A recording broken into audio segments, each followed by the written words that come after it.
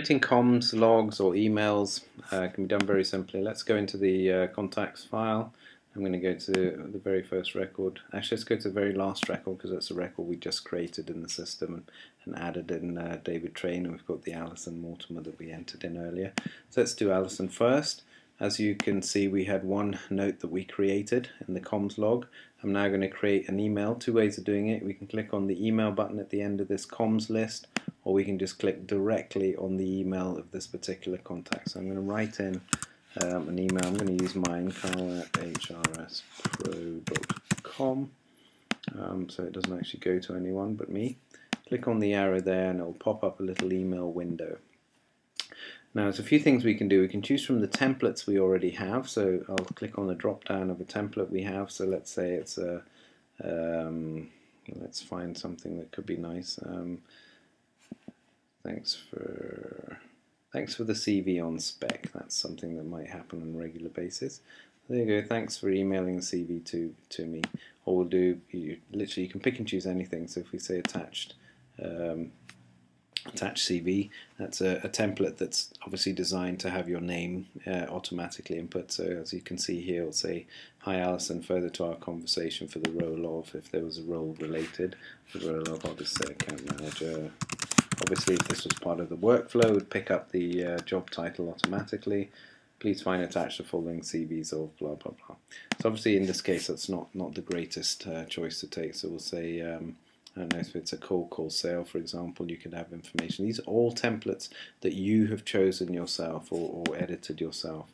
So you can have an introduction or jobs put on hold or anything that we've got. There loads and loads and loads and loads of information, right down to a payment request from your company if that was the case, or enclosed T's and C's.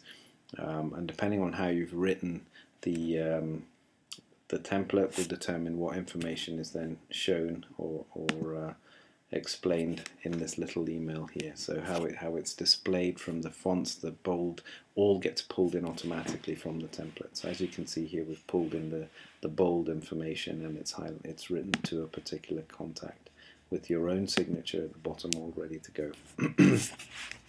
So we can add your own signature if you wish from the database. If you had one set up, you'll see that it's going to a particular address there, and it's using, you've got a choice here, so in this case I'm going to use my mail account. This is information that you can set up automatically on the login.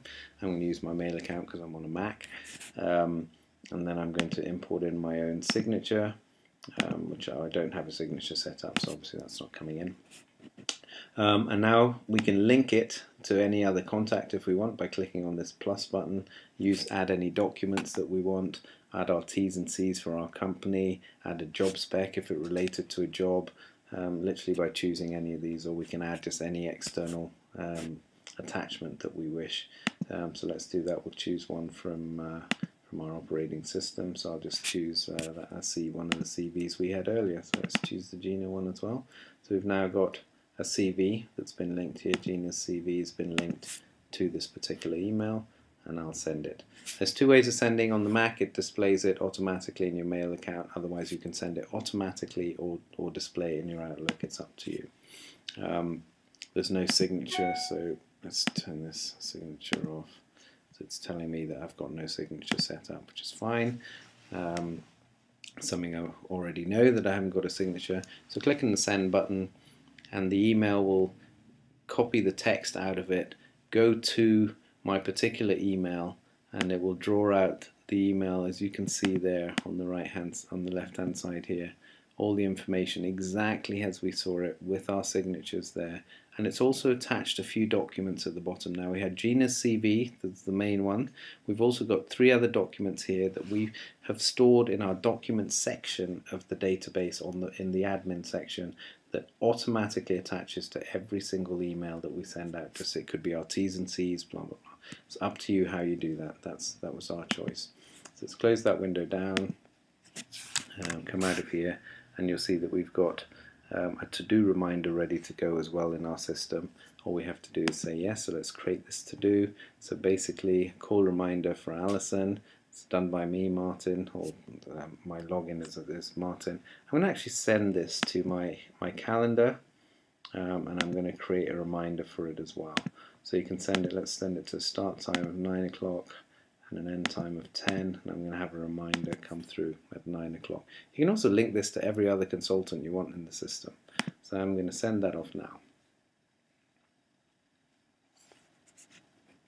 That's going to open up my Outlook and send that particular information off.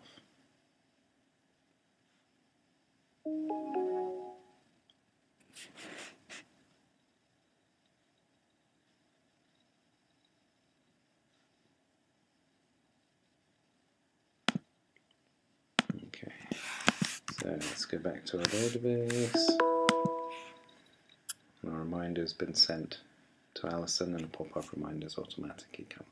So that situation happens automatically. It's up to you. I'll dismiss that for now, and I'll close the Outlook in the background so it doesn't pick up all my emails.